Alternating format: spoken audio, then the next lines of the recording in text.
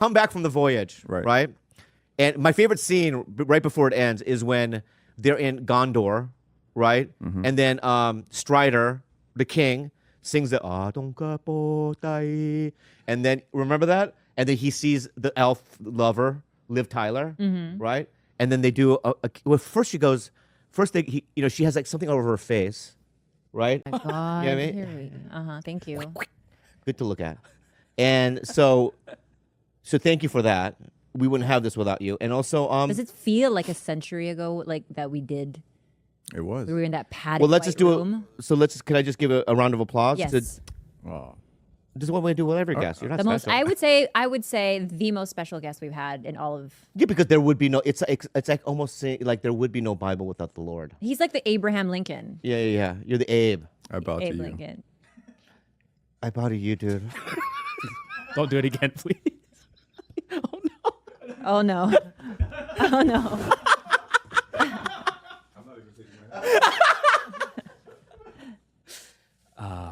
For audio listeners, they are bowing. Wow.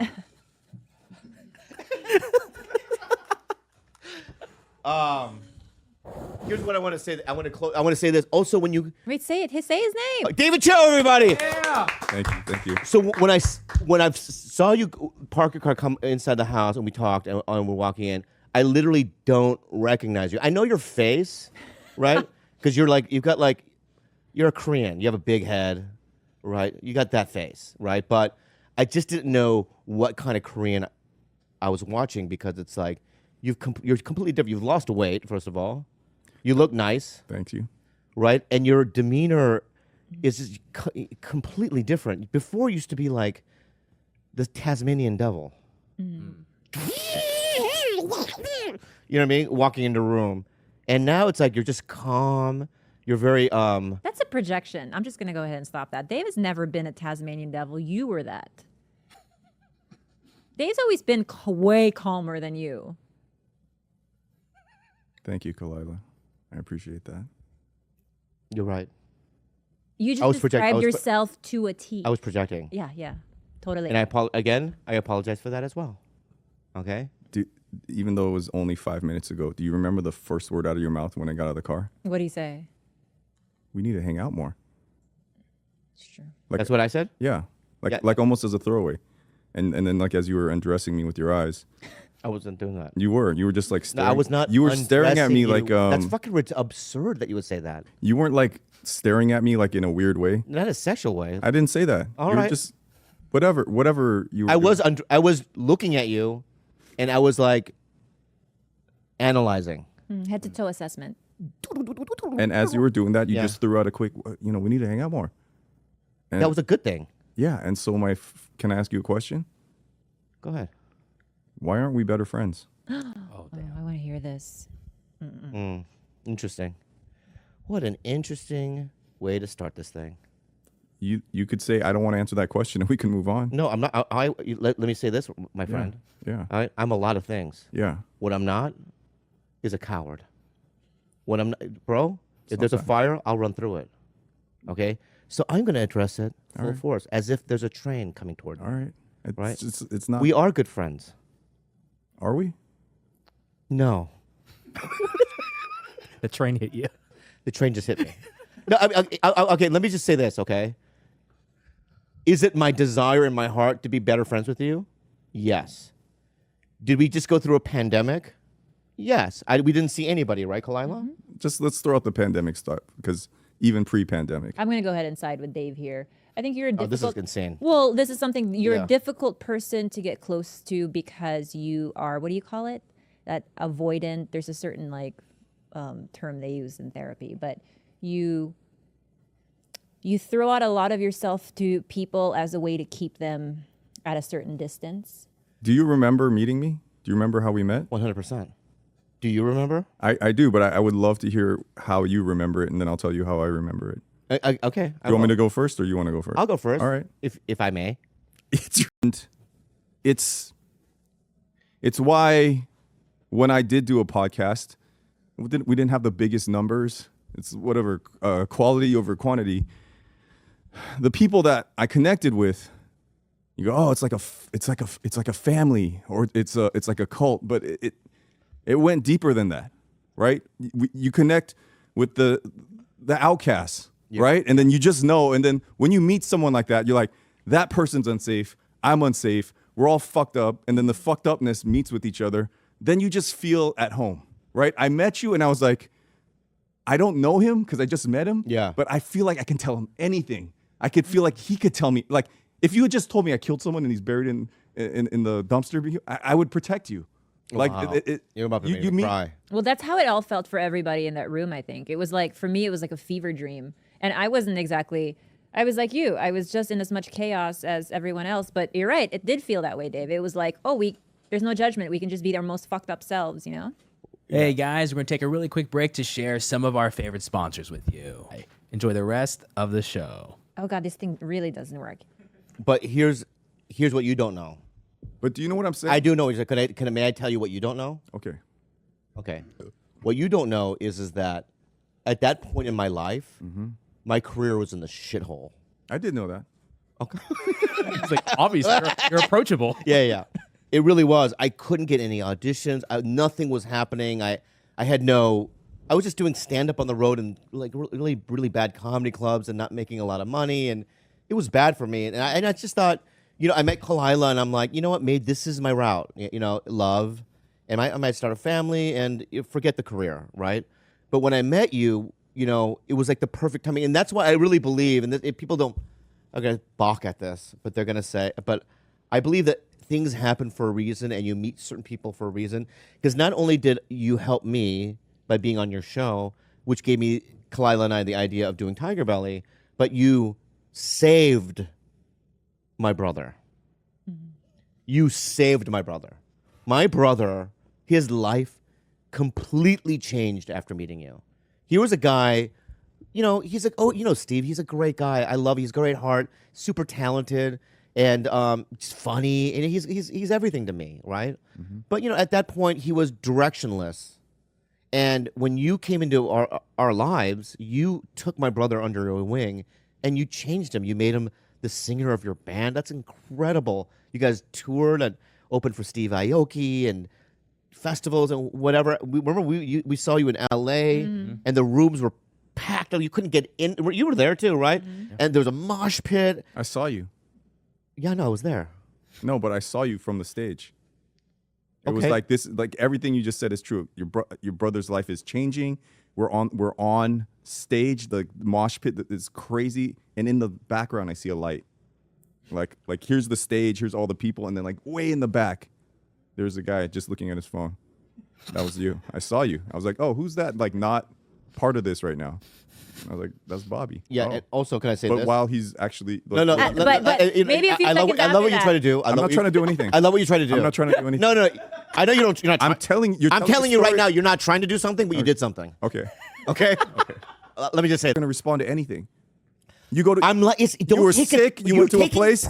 I wanted to see how you're doing. You never responded. I said, hey, you just got out of a real serious place. I'm checking on you as a friend, and I'm like, oh, I guess I want to know that you're doing better. Yeah. And I go, okay. You know what? Let's be honest with you. You said you're gonna answer my question. You said, you know what? I'm many things, but you know what I'm not? Yeah. Coward. Answer the question, coward. I'm about to answer. You won't let me. You talk. won't. You keep deflecting. Answer why we're not better friends. I'll answer the fucking. Answer why we're not better friends.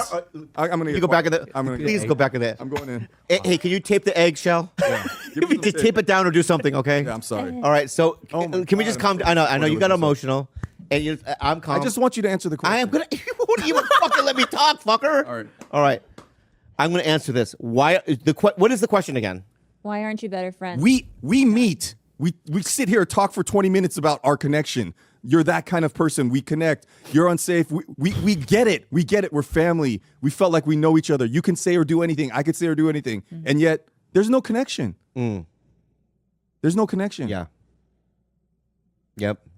You did come on my show. You asked me outside. You said, save it for the show. You said, hey, I saw you put up a clip on Instagram of you interviewing me. Am I going to make it on the TV show? No. Okay. I mean, maybe season 2, if there is one. Yeah. But that also was years ago, but I hadn't seen you in a while. You come into my house, and I'm like, I want to connect with my friend Bobby. Yeah. Phone, looking like, let's wrap this up. Let's just get it done. Let's wrap it up. And then what do? We went and had tonkatsu after, right? That was fun. Right. Yeah. Just you and me. I'm like, oh, cool. The cameras are off now. Now I get to connect with Bobby. Yeah. No eye contact. Phone. Got to get out of here. Warzone, Destiny. Like, yeah. I see you, but nobody's home. I'm like, Bobby, I'm your friend. You don't have to fucking tell me jokes. You don't have to entertain me. I just want to be with you. Yeah. And then you leave, and I go, I wonder if Bobby will ever answer this question off the air. Probably not. So I'll ask him on the air, which I just told you, it makes me sad. I consider you a dear friend. Yeah. But also, we never talk. Yeah. Ever. Yeah. Like, I mean, it's I like, see you at birthdays. I don't know how many times you have to ask the question.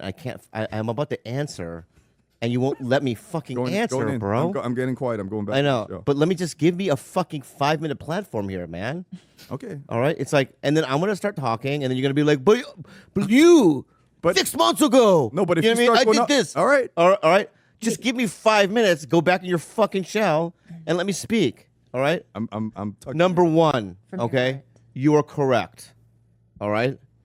I don't have a lot of connections with anybody. You know, even my mom or my I asked brother. you that. I said, why aren't we better friends? I know. I'm telling. You're taking it personally, as if I'm doing something to you. No, I'm not. Personally. I No, don't just let me think finish what I'm saying. All right. Let me talk now. All right. Right. And it's like, it's not a personal thing against you. It's just the way I have been operating in the last 10 years of my life or whatever, right?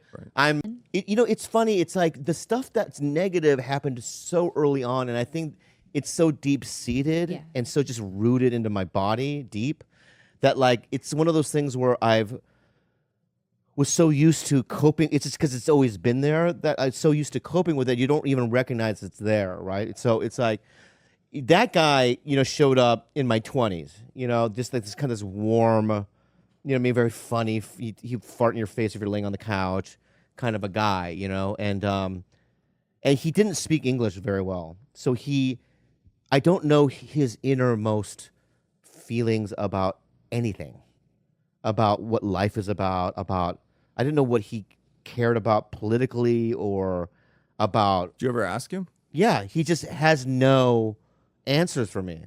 I don't know later, I tell you. I don't know how to tell you. Did he have connections with other people, like deep friendships No. with people? No. I mean, dude, you have to imagine when my dad died. So this is what happened. You know what my dad said? What? What you just said right now, it sounds like your dad was like, didn't have the words. He's like, oh, it's too hard to explain or something. Yeah.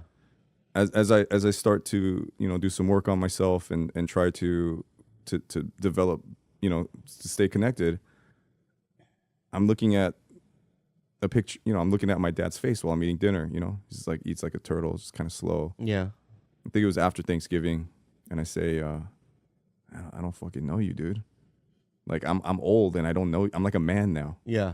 Like I don't know shit about you. Yeah. I know some stories you told me this and some stuff that my aunts told me, but I have no idea what you think about. Like I don't really know you. And he's just sitting there like this. And I go, hey, I'm a grown up now. I'm living my own life. Do you want to get to know each other better, deeply, or do you want to keep it the way it is like this? Keep the way like this. I know. And I was like, That's you know it. what? Hurts a little, It hurts bad. but thank you for your honesty. Yeah. know? Because they come from a culture that they don't do that. Right. Right. I think that we're lucky in the way that it's inevitable that human beings evolve, and I think in many ways, in modern day society, we're evolving in terms of, especially men, what it means to be a man, and expressing each other and connecting on different levels that we couldn't do maybe 50 years ago or whatever, right? Especially in Korea, right? So it's like, I always understood that about my dad. Like all I know is his heart. I know he loves me. It's evident, right? I know that I love him, right? I hate the fact that he was so violent and beat the shit out of my brother and I hate it. And that's all the trauma therapists you see, do work on that? Yeah. You had EMDR, yeah. You've done EMDR. You've done all that. It's so funny because when the place that you and I both went to,